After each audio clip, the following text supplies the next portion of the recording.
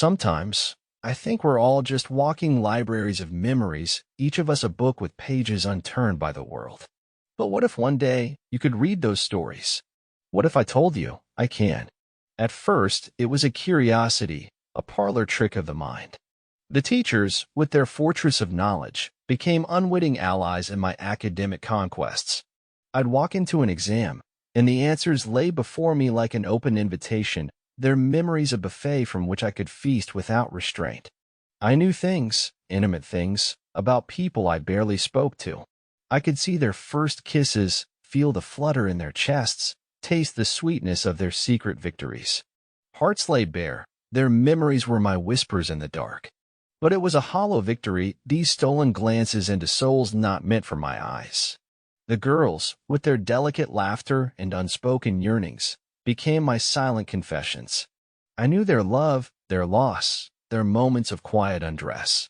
It was an erotic theater for one, where the actors played unwittingly, and the audience was always me. This power, it was intoxicating. But with each sip, I felt more drunk on guilt than on glory. There was a price to this. There had to be. And it was a price I would soon learn was too steep to pay. There is always a shadow for every ray of light, isn't there? A balance to the universe that demands payment for gifts received. I found that shadow the day I saw something otherworldly. It was a memory, but not like any I had ever stumbled upon. It wasn't draped in the comforting veil of reality. It was raw, harrowing, a landscape of despair. The screams that filled this place were the soundtrack to madness. The air was thick with the stench of brimstone and charred hopes. I saw souls, if you could call them that, twisted and malformed by anguish, reaching out with hands that would never know the warmth of another. This was a memory, but it was also a reality for the poor creature whose eyes I had unwittingly looked into.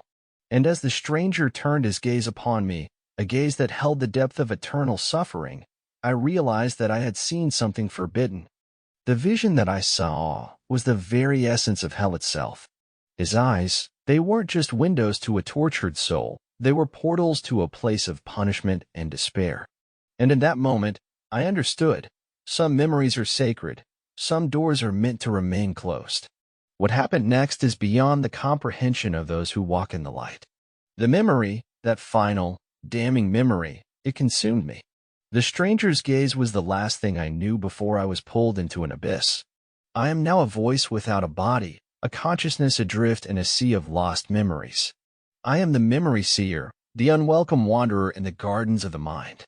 And as you listen to this tale, remember that within us all are landscapes both divine and hellish, waiting to be tread upon by the lightest of steps.